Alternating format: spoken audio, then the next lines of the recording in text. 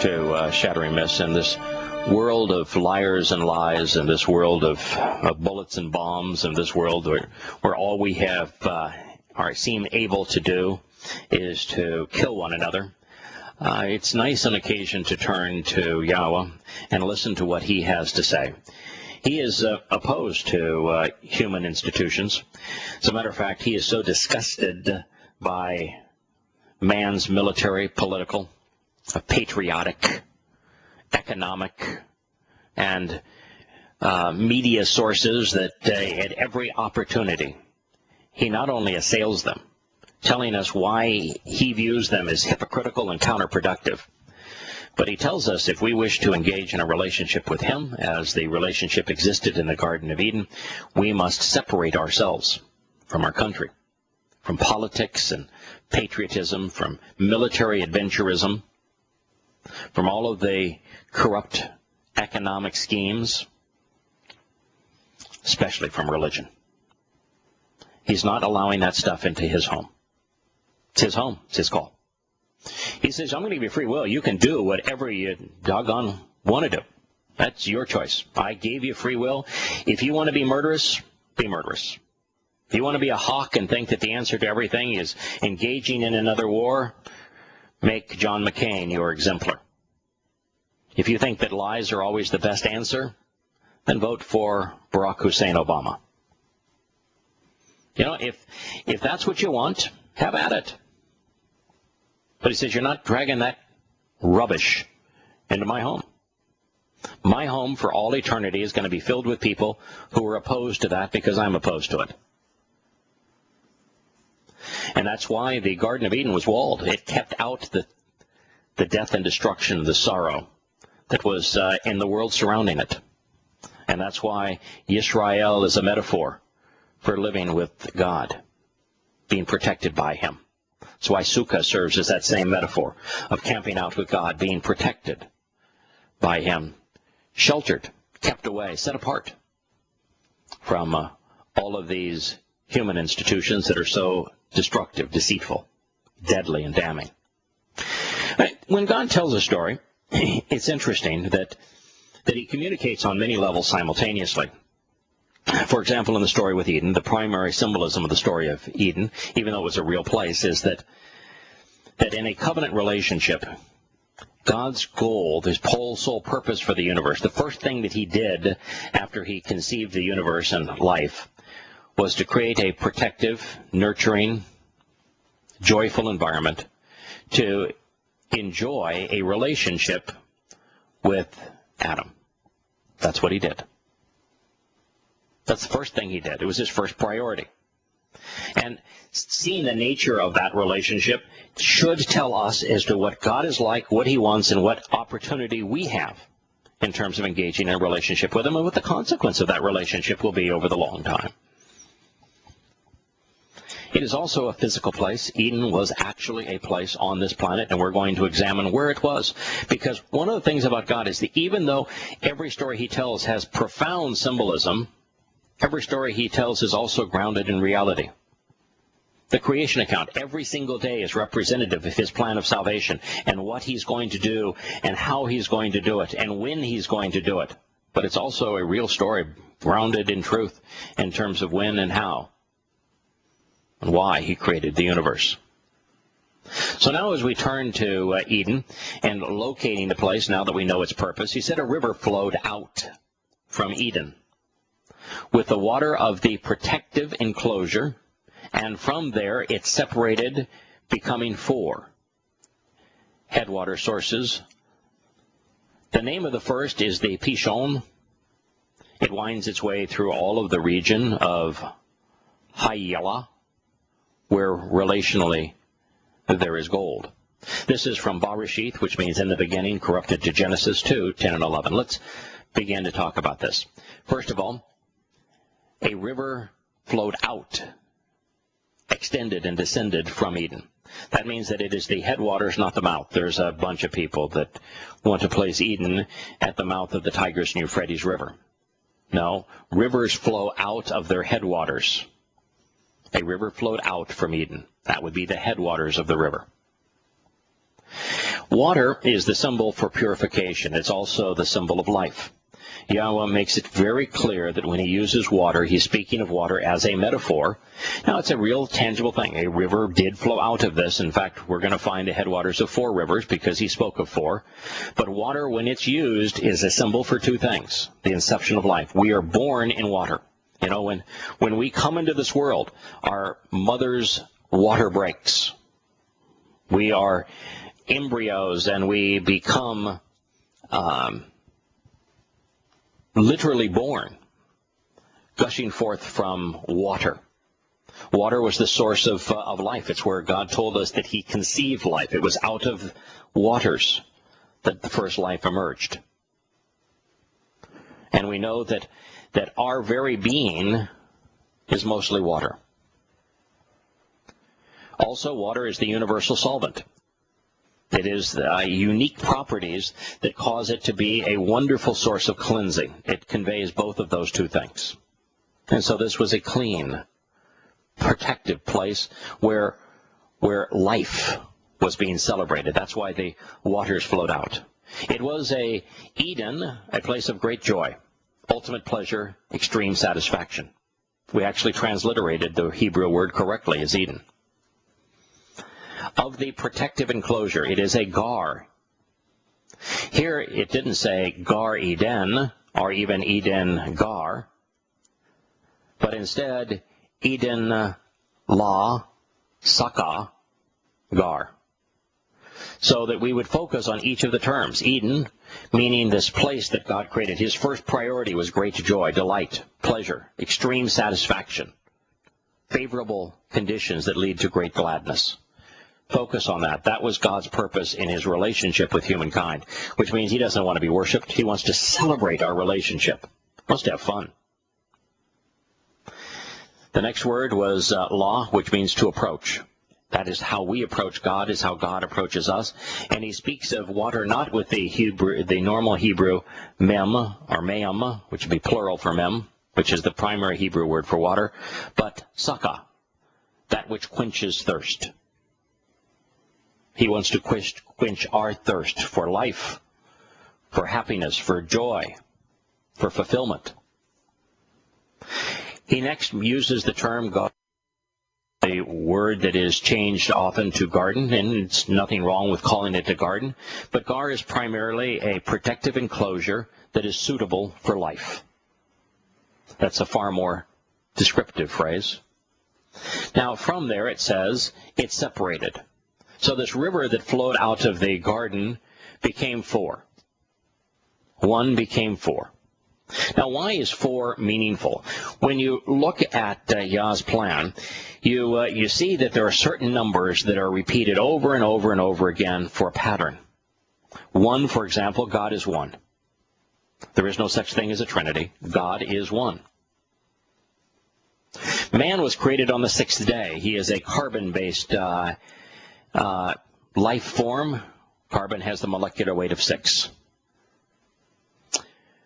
Man, 6 plus 1, God, equals God's idea of Eden. Great joy, delight, pleasure. That's his equation. 6 plus 1 equals 7. Everything that God says to us that's important is all based on 6 plus 1 equals 7. There are 6 steps we take to God, beginning at the doorway named Passover, leading us to his home, sukkah, shelters. There are 6 days a week that we can do our own thing, working however we see fit.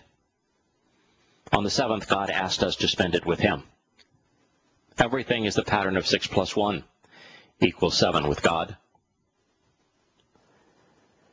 Now, so we know what 1 is, we know what 6 is, we know what 7 represents. What about 4? It's the other number that means something here. Araba. It means square, 4-sided. It also means to stretch out, rest, and relax. Well, 4 is always presented as the time of testing. We find that it rained for 40 days and 40 nights. during the flood of Noah. We will find that the children of Israel wandered in the wilderness for 40 years. We find that Yahowah was tested himself in the wilderness for 40 days and 40 nights. It's always presented as the number. There's no other number ever used for a period of trial, for testing, for examination, ever. It's always 40, a multiple of 4. The reason that's important, if you look at God's primary symbols, the mikre, the 6 plus 1 steps that lead to him on the 7th of those steps, and you look at the 6 plus 1 days of creation, where 6 days God worked to create the universe, and the 7th that he rested. If you look at man being comprised of our history in the creation account being laid out on those 7 days, with the 7th day being the Shabbat, so a 1,000-year celebration of life, celebrating the Shabbat and the conditions of Sukkah, shelters, the 7th called out assembly. Then what you can do quite easily is to take the Yobel years that God said are set apart for the purpose of freeing captives, so that all slaves are freed, and for the forgiveness of all debts, so there are no more ongoing obligations, that the Yobel years are 7 times 7 plus 1 every 50 years. What's 40 times 50, my friends? It's 2,000. So if you look at Adam and Yahowah leaving the garden and the date of their departure, which is 3,000 and just shy of 4,000 years ago, 3,000 and some 968 years ago.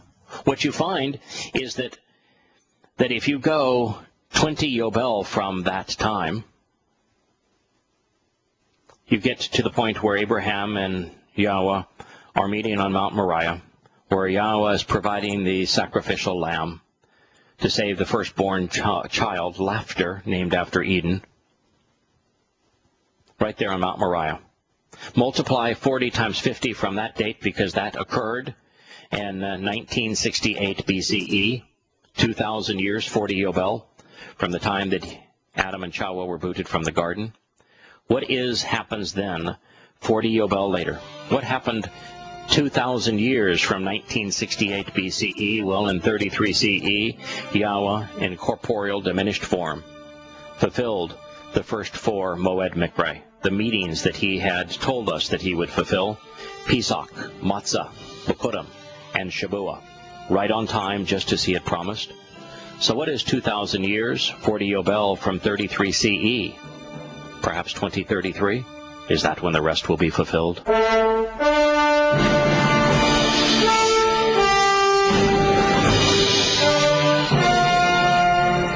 Welcome back to Shattering Myths. We're talking about a river flowed out from Eden, from the place of great joy, with the water of the protective enclosure. And from there, it separated, becoming 4. We just considered what 4 means, why 4 was used here, what we can learn from it. And it spoke of this being the headwaters of those 4 rivers. The headwaters is from Rosh. Rosh is the Hebrew word to mean head. It is depicted even in the original alphabet that was used to scribe this testimony in the Torah as depicting a head. It conveyed a lot of things. One of the head is in the top of the body, therefore this would be the head waters. It also shows the head, which is the source where we use our eyes to observe what's happening around us. We use our ears to listen to what is occurring. We can listen to God when we recite his word using our eyes and our ears, and then our brain, we can process this information. And so not only were we being told that Eden was the first priority and that this protective and sheltered enclosure of great joy was what God cared about the most, but that we could use our eyes and our ears and our brain to understand what he is communicating. But most certainly, this is the headwaters of 4 rivers, not their mouth. The name of the first is the Pishon. It is from push, meaning to spring up, to act proudly, and to scatter. It winds its way, it meanders, constantly changing course through all of the region, this is Eretz. This is not the whole world, it's just the region. And Eretz is the area that was flooded, by the way, which is a region. It's amazing how English translators and Christians want to use Eretz in a duplicitous way. When God said that he flooded the Eretz, it was then the whole world, where here he's saying that it winds through, this river winds through the Eretz. But they, of course, would not change or translate this same word to whole world, because that would be stupid. Well, flooding the whole world was stupid. There was no chance that the whole world was flooded. God didn't say the whole world was flooded. He said that the Eretz was flooded. That is a region. And so it winds through all of the Eretz, the region of Yahowah. Yahowah is from hul, which means to twist and to encircle, to bring fear, pain, and anguish. Where relationally there is gold, zahab, considerable wealth, money, and splendor. All right, Bereshith, Genesis 25:18, speaking of Yahowah, Yahweh tells us that Ishmael, which is the father of today's Arab Muslims, settled from Ha'ilah to Shur, which is east of Egypt as one goes toward Assyria, in defiance of all of his relatives. Assyria was located between the Tigris and Euphrates rivers in what is today northern Iraq and Iran. If you were to travel from Egypt to Assyria, you would pass through the southeastern part of Turkey near its borders with Syria. Northern Arabia, Iraq, and Iran. That would be the area that you would pass through. But more on this later as we consider where this river wandered. It says, and the gold, the zahab, the considerable wealth of that land, of that region and realm, the bedelum rezum, this is from Badola, the translucent odoriferous amber gum from an Arabian tree, from badal, to divide and separate, and the precious, the reddish onyx, lapis lazuli, and malachite, beryl stones, eben, rocks and gems, there are beautiful. They are tob, we're told, in Bereshith 2:12. So we're giving quite a description. Now, do you think that Yahweh told us all this information about not only the region, which is Yahowah, which he later describes as if you were going between Egypt, because Egypt, remember, Ishmael's mother was Egyptian. And so he wants to, and the children of Israel were taken away from Egypt. Egypt was bad, a source of political and religious, military and economic might that was very corrupt, enslaving people. If you go from there towards Assyria and Babylon are considered the embodiment of evil, and throughout the Torah, prophets, and Psalms. And as you go through there, he's talking about all the things that you would find. Now, do you think that he provided all of this information because he's just an old God who just loves to ramble on, providing nonsense that makes no sense at all, that has no value, that you can't use in any possible way to ascertain anything important? Or do you think perhaps he gave us this information because he wants you to know where Eden is located, so that once you know where it is located, you can recognize what happened in the aftermath of the flood, where it occurred. You can see how man's civilizations emerged from there, how that which was good turned evil, and how that which is evil will once again become good in the last days.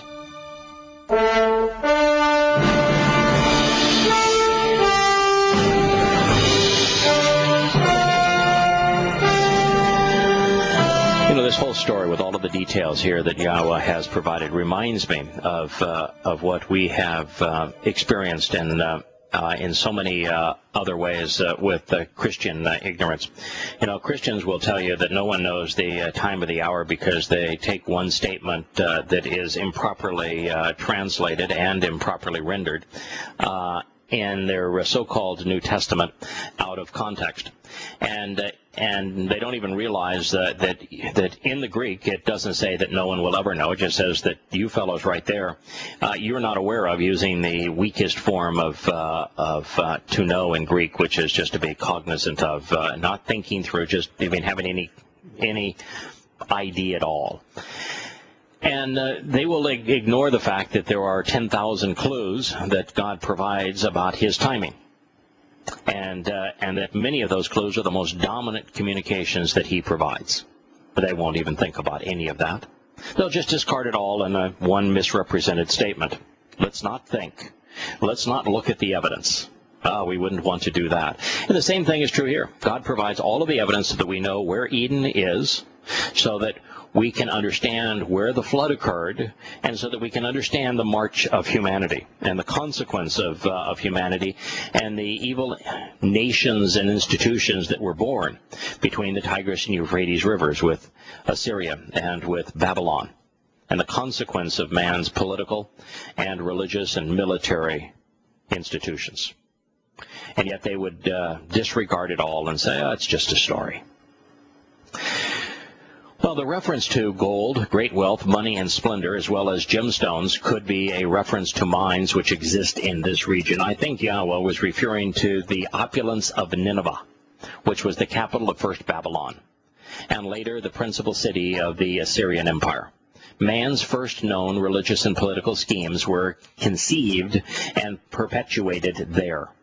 It was the birthplace of the sun god religion practiced today as Roman Catholicism.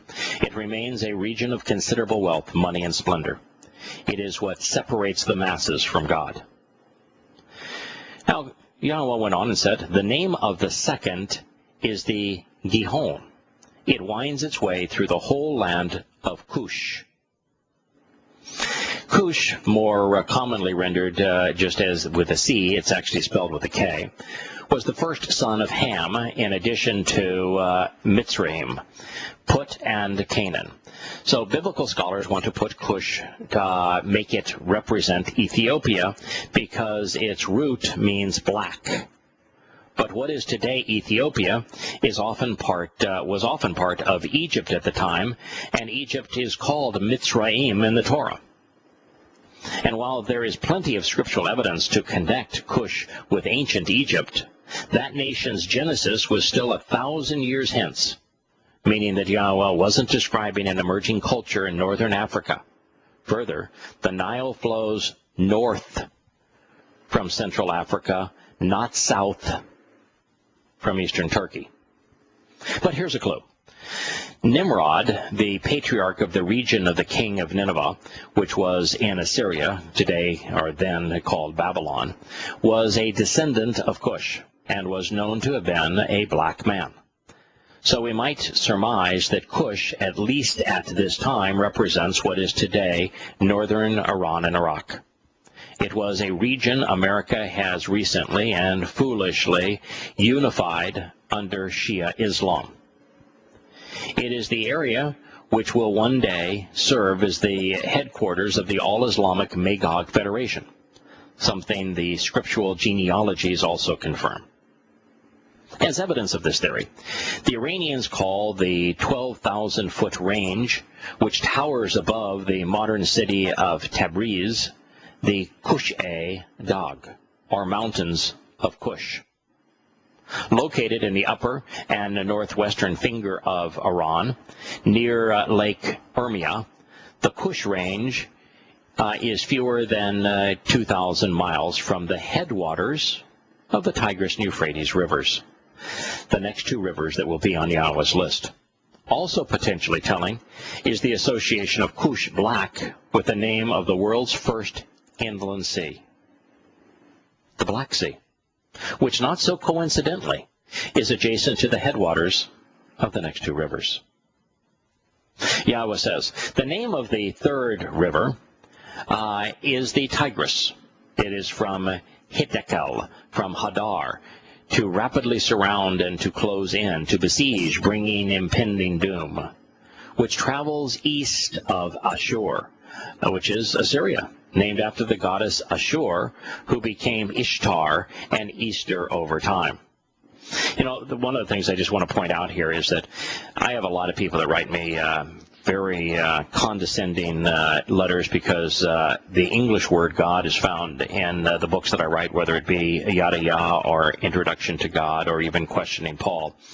I will use God as a title because it's a reasonable translation of El and Elohim in the Hebrew text. And they say, oh, but that's the name of a pagan god. No, it's not the name of a pagan god. In fact, it's just the opposite. It's a title, not a name. And Yahowah is God's one and only name. El is just one of Yahowah's titles. But here they will say, you know, but you can't use the name of pagan gods. You're not to speak them. Well, I'm not using the name of a pagan god. God's name is not God. It's a title. But here Yahowah uses Ashur. Ashur, to speak of Assyria, is the name of the goddess, literally the country was named after the goddess Ashur. So simply using the name of a pagan god or goddess can't be something that Yahowah is saying you can't do. What he's saying is that I don't want you to use the name of pagan gods or goddesses in a reverent way, you know, paying homage to them, lifting them up as if they were actually gods. Because God only has one name, Yahowah. But to speak of them from a just geographic point of view or a historic point of view or from a, you know, I'm going to warn you about this point of view, it's just fun. Anyway, it's which travels east of Ashur. And the fourth river is the Euphrates, the permeate, known as the Great River. Hiddekel is the Akkadian, which is the ancient Assyrian and Babylonian language.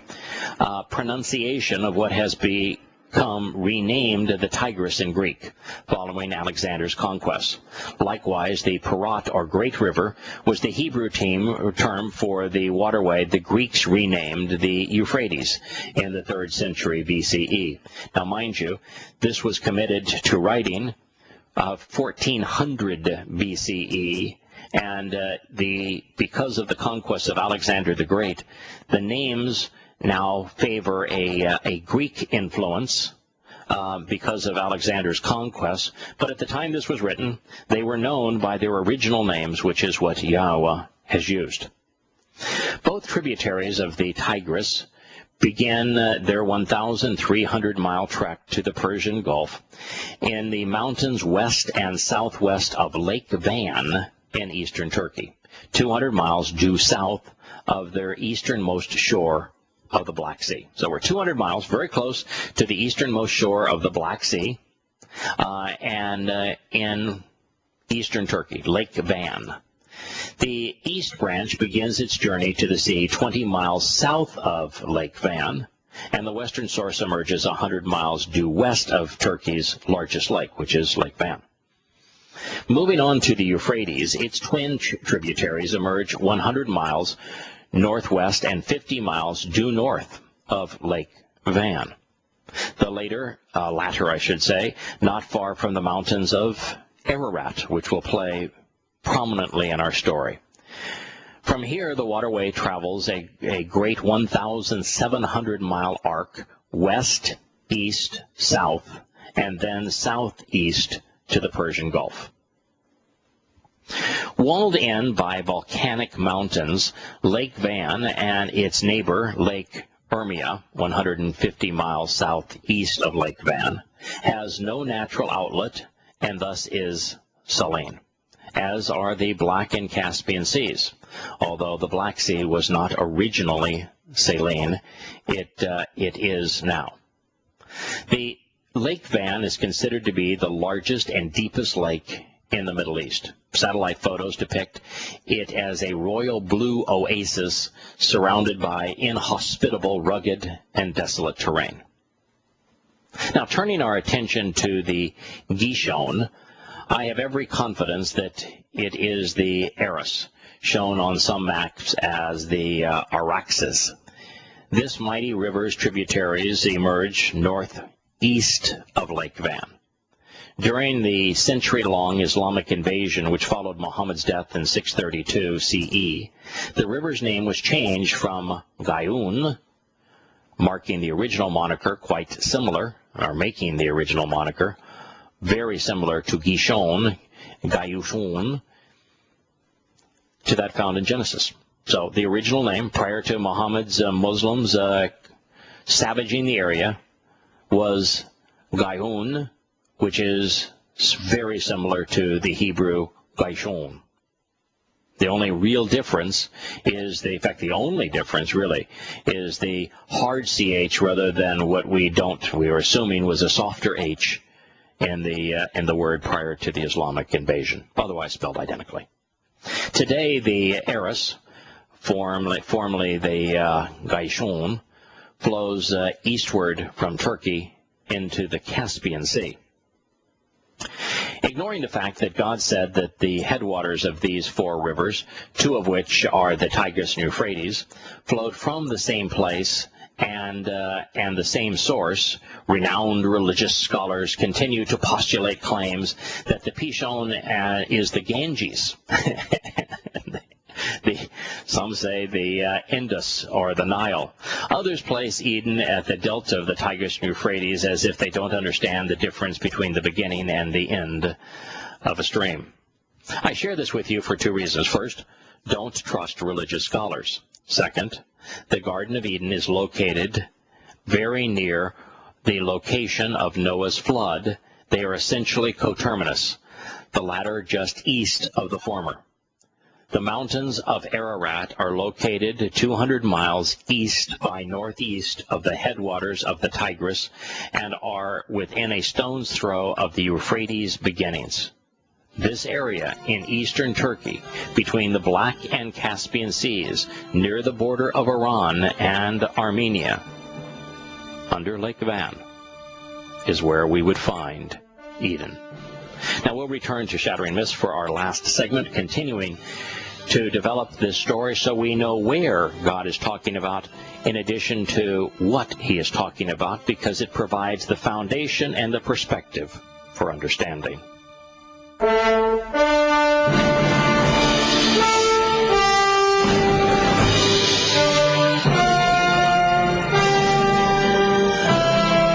Back to Shattering Myths, the last segment of our program today, where we will return to discuss the utter stupidity of Syria and how nothing can be gained and so much can be lost by the American invasion in our program tomorrow. And we will continue our story of Yahowah's explanation of Eden and where it is located so that we have the proper perspective and understanding the events which followed. Now, identifying the Pishon, which is the fourth of these four rivers, is the only one that is really challenging. The other three, we know what the original name was of the Aras River, which is identical to the term that God chose. We know where it flows, and so all of the rivers, the Great River, the Tigris and Euphrates, and the Gishon, are easy to identify. They all emerge very near Lake Van in the shadow of the Ararat Mountains. So identifying the Pishon is the only challenge. Having identified, now it can't be too big of a challenge because he gave us four rivers that all flowed from a similar source. Now this is a highly volcanic area, so over the last 6,000 years, a great deal has changed in the topography. But even with the volcanic rising of these mountains, like the Ararat Mountains, are all fairly new volcanoes in terms of Earth's genealogy. We know where to look for it because the other three are all emerge right around Lake Van. So as we look for the Pishon, symmetry would suggest that we would be wise to look for a river because we can notice that we have a river that flows southwest, that we have a river that flows southeast, and we now should be looking, and we know we have a rivers that flow all the way around. So what we're looking now for is a river that would flow north or northwest of Lake Van, because we also have one that flowed northeast.